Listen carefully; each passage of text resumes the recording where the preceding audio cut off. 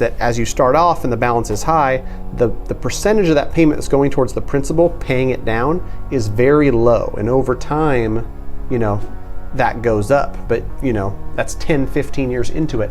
By making additional principal payments, you can really accelerate how fast that mortgage pays off. And let me give you an example. I just popped onto a website, plugged in some numbers, $300,000 loan, just an extra payment of $200 a month, which isn't a lot. Trust me, you put that towards principal, you just forget about it, is shaving 6 years and 3 months off this term. You pay it off in less than 24 years versus 30 because of how you're accelerating what's going towards principal in the front of the mortgage. If you did $300 a month, you pay it off 8 years and 5 months early. So that's about 21 and a half years.